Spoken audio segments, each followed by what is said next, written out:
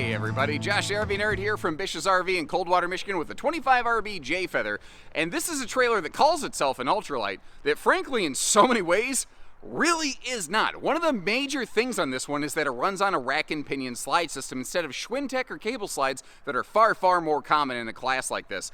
That alone has a very dramatic impact and adds a lot of weight to this RV, but that is also generally considered the best and most reliable slide system out there. And it's factors like that that come into this one, like the fact that it's pocket screwed lumber core cabinets instead of stapled fasteners, adds a lot of weight to this RV, but is also one of the reasons it carries pretty much double the warranty of anybody else in this class. Now, J Feathers have become very good about really putting on big awning spaces. Last year they tweaked this one around and I was so happy to see it. They finally gave it a camp kitchen that for years it lacked. It never made sense to me. The Little Brother 22 had a better outside function than the Big Brother 25. Well, no longer. They've given this thing a very, what some of our viewers have referred to as bazooka butt friendly big time bathroom back there. They've got Asdel on the inside and outside layers of the walls. They built this this year. They're coming out with the new quick drop stabilizer jacks to give it better stability than it ever had before. We're looking at no solar today, but there's all kinds of different solar options. They are also beginning to do some inverter pre-wiring on these. So like if you wanted to make sure you could run that outside fridge off battery power or going down the road, you have the capacity to finally do that. Heated belly, Goodyear tires, turn signal safety lighting, prep for side view cameras, and a host of other things. But there's also a couple major potential deal breaker factors that we're going to get into here, and we're going to talk about both the good and the not good as we go through today. And if you appreciate that kind of fair and candid way of looking at this thing, hit that subscribe button. Let's go see what we're talking about. And I think floor plans like this, where there's like everybody and their brother makes something like it, it really helps drive home the fact that like people will ask me, and folks, I mean daily, hey Josh, just what's the best RV? There's not an answer to that. They all are tuned a little bit differently. They're all really great in different ways. And it just largely depends on the specific goals that you're looking to accomplish. And if there's a couple of them, you really can't decide, like, man, which one just works better for me. If you write it down on paper and they both check off the major boxes, then look at the one that just aesthetically pleases you more and has the little picky features that you prefer. Or look at the one that just has the budget that works better for you. Maybe it really just comes down to dollars and cents. Now, RVs with more flashy, fancy features are probably going to run a higher budget, but just because they run a higher budget and have flashier, fancier features doesn't mean it's the best one for you. So I didn't mean to go on a 1-minute rant about that. Let's get back to the RV. Like right here, down at, normal viewing level, not mounted all the way up to the ceiling, you have yourself like a easy, normal viewing entertainment center right here. Although, if I see something, I say something. That TV's got to be fixed. That is so crooked. It's just driving me nuts. Frustrating as it is, it's an easy fix, and that's something that will get taken care of before it leaves. Quick little housekeeping note. No fireplace. No option from the factory for a fireplace. I have seen owners in owners groups do a fireplace upfit, though. It's actually not very difficult. I'll be surprised if one day Feather doesn't eventually do it. But that's not the one major change I would make. We'll get there in a minute. Every room in this has a ceiling vent fan. Now, here in the living room, which is the biggest room, you have the biggest vent fan. Back there in that gigantic bathroom and up in the bedroom, where basically I'm standing currently, that's where you'll find the two smaller fans. But again, every single room has a fan for airflow, and you'll see that every window that can possibly open does open for airflow. And I believe the window in the entry door is really just about the only one that does not. Now we're looking at the farmhouse decor today. You can also get the vintage decor, which is like more taupe instead of white. The furniture is a little bit different color, but it doesn't read very different on camera. It's hard for me to describe. Looking at the theater seat option there, you can also get a hide-a-bed sleeper sofa. And Feathers try to put as few floor vents in as they possibly can. And notice how the slide flooring matches the main flooring. Now you might notice how that piece of flooring right there is levitating like Dua Lipa. Well, there's a couple reasons for it. One of those is the fact that it's currently about 40 degrees. And I know that I'm not wearing like big heavy coats and stuff, but, I'm not sure when this RV video is getting published. The fact is, it's like 40 degrees out right now. It's pretty cold, but I'm just Michigan blooded and I'm getting used to it already. It just happens every year. And eventually you get tired of a coat and you say, I'll just be cold. And then your body's like, fine, I'll get used to being cold. Anyway, sorry, that's my life. But it's carpetless is really what I was getting at. And I like how they made it match the main floor. Now, a 23 update, the air conditioners are still a standard Furrion, and they're now just a standard 15,000 BTU. Last year they had this oddball 14,500 like tweener size, and now you don't have to worry about any of that. Now it's just all bigger. So I think we've seen our way around this thing. Let's open up, get in that closet, and start checking out all the storage. Now, that one of the interesting things in that closet is like the third shelf down, there's a power outlet on the left. Some very smart people, smarter than me, I was like, what would you ever use a power outlet in the closet for? And a bunch of really smart people said things like, you know, you could put a, rechargeable kind of Swiffer mop or vacuum or something like that in there, or a boot dryer. And I was like, wow, those are all really cool, really smart options. You folks are much, much smarter than me. I appreciate you greatly. They go with a smaller oven, but that does mean they have a bigger drawer below it. That's something Jayfeather's very good about. They do maximize drawer space wherever they really have the opportunity. This is also all pocket screwed cabinetry. That's another one of those nice little Jayco things. You may have noticed the private bedroom door up here. It actually does have a U-latch, so you can keep the, unwanted guests out in case you're up here hugging. Moving on from that before I lose my job. I'm dangerously close to losing my job every time I get in the bedroom of an RV. It's kind of ironic. You may have noticed behind the bed, there are household and USB outlets. You've also got, you see the little blue kind of accent handy dandy marker light back there, but you don't see one on the other side. That's because you can turn those things off. So if blue light bothers you, you can turn that thing off. I'm sort of over the blue light phase in RVs. I've been maybe a little too venomous and vocal about that. It's just not my personal preference anymore. But I know some people still like it. And you know what? I don't have to like it. If you don't like it, don't buy this RV. There's plenty of other things that might work for you. Like Heritage Glen and Hemisphere, Salem and Wildwood laminated divisions. They make a floor plan like this very, very similar. I'll leave you a link for it in the video description. And they like to just use white accent lights. And they also do those cool little headboard power pockets. Every brand, again, has those cool little advantages. Neat little Jayfeather things. You see the the light switch for the right next to the theater seat there, right in the slide box. There's another one of those right next to us where we're standing right now by the dinette. Feather is awesome about running extra switches for easier access to your lighting. The thing is, all of that extra wiring and labor time, that adds up. It's those extra little details that add up. And you're like, Jayfeathers are never the lightest weight. They're never the least expensive. Why? Things like the slide, the extra wiring, that extra time, it adds up. This, by the way, is a 12-volt fridge. It's 8 cubic foot. I'm pretty sure that's exactly what it is right there, if you read the brochure. There's also a swap down to a 6 cubic foot gas electric two-way, by the way. They don't offer the extra large fridges in these. They do that over in the White Hawk series, keep in mind. Now, the big bedroom door that we saw, you see the exact same thing back here in the bathroom, also with that handy little privacy U-latch.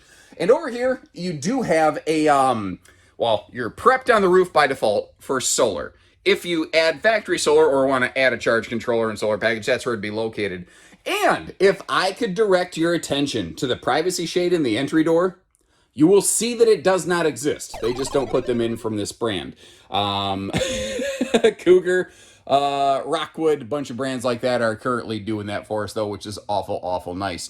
Now, back here, last year they flip-flopped this bathroom, and that created that gigantic, let me actually open this up, this gigantic, double vanity right there. Holy crap, that is the definition of liquid storage galorage, and that's not a small sink.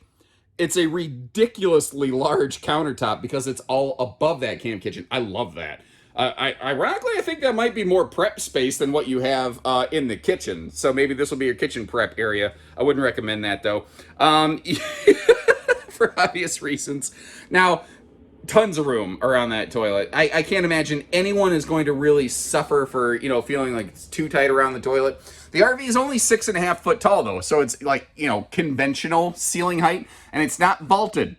Now, the skylight eats up like the entire shower, so I never felt remotely close. Even when I did my little, head bends right there, I never came anywhere close to hitting my head on this thing. But the fact is, I absolutely needed my head up in that bubble.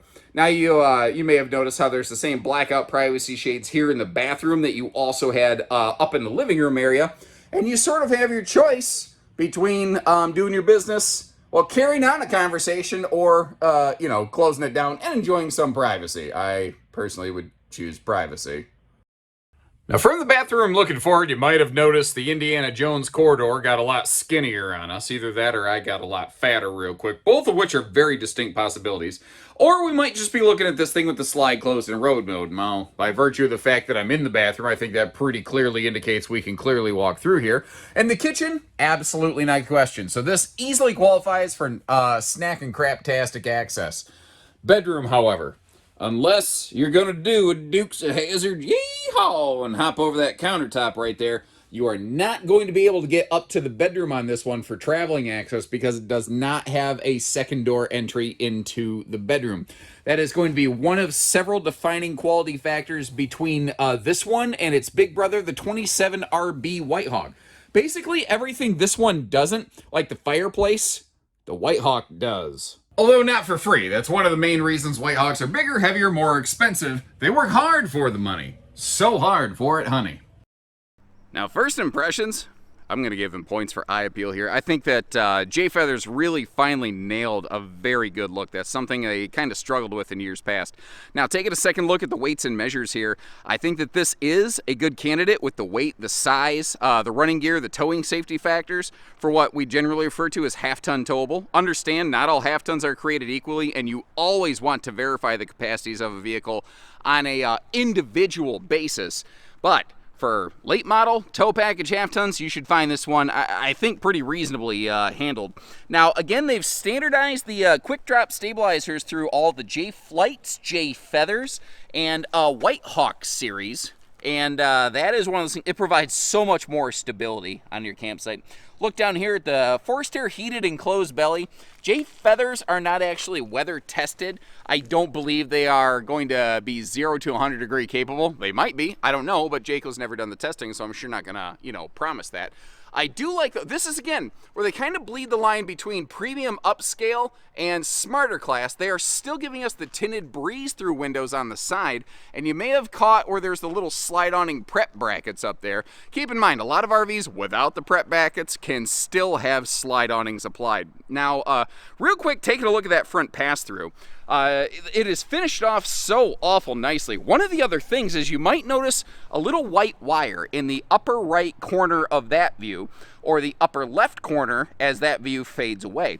That is the inverter wiring. So if you should choose to add an inverter to this, they would power, again, the outlets on both sides of the bed, the TV, and on this floor plan, since it has a outside fridge, the outside refrigerator would also be wired to that inverter loop. Now, that's, I think, less of an issue on a floor plan like this where you can still access the refrigerator in transit, but man, it sure don't hurt. Anytime you can have more features and function, and frankly, you don't have to use it. That's totally up to you. Magnet holdbacks, side view camera prep, and this does have that turn signal safety lighting, the J Smart lighting package. If you're not familiar with that, most RVs, if you flick on, let's say, your right-hand turn signal, only the right tail light blinks, which I guess is, minimally acceptable. But on a Jayco, all of your side marker lights and extra lights at the top of the RV on the front and back will also blink along with that lighting to let other drivers know what the heck you plan on doing. And that's just safer for everybody. That's just an awesome feature. They did this last year. They put the griddle up here away from the camp kitchen. And I don't know that I love it. Personally, I would much rather prefer this to have a bumper-mounted griddle, but that's just my 2 cents. Now, under the awning here, we got our speakers mounted way up high so we can blast the neighbors away with our Freebird music jams, or go on a This Is Spinal Tap jazz odyssey after you lose your lead guitarist. Never mind that. I've been in a Southern Michigan rock band. I know what that's like. A little outside TV bracket right there, should you choose to add a television and watch This Is Spinal Tap while you're outdoors. Your neighbors will thank you. That reminds me, one time I played their hit song, Tonight I'm Gonna Rock You Tonight, on infinite repeat. And my neighbor at the campsite next door liked it so much, he actually threw a brick through my window just so he could hear it louder. That, my friends, that is someone who's a serious fan right there. You may have noticed the Goodyear tires. You can apply a TPMS system to this, but that's one of the differences between a Feather and a White Hawk. Again, Feather does a lot of things like the bigger awnings, like the full ladder mounted right on the back here. They don't make you go get those extra little details. But there are some things like the TPMS that they don't do. Again, they punch above their weight class a little bit, but again, as a result of the different heavier rack and pinion slide, they actually do tend to run in a, well, little bit heavier weight class, kind of like me. Now, I often like to leave you links to RVs that have similar floor plans, and there is no shortage of those. You have so many options out there. Jayfeather kind of bleeds the line, though, where sometimes it sort of flirts with a more premium series like Imagine. Sometimes it flirts with a little more smarter class series like an Alpha Wolf or a Heritage Glen or Hemisphere or something like that. It doesn't exactly dead-on line up with any of those. Again, it's kind of forged itself as a little bit of an in-betweener where it's not the ultra-lightest out there, but it's also not the most heaviest expensive this thing out there. That's kind of like, what is the plural possessive form of the last name Hernandez? My Midwestern tongue struggles with that one. Regardless, you get the idea. I'll also leave you links to be able to check for pricing and availability down there. So you let me know what you like about this one, and if you could change one thing, what would it be? For me, I'd swap up to a True Queen, even if it meant I had to do the butt scoop boogie around the bed. But that's just me. You let me know what you would do. Until next time, take care, stay safe, have fun, and happy camping, everyone.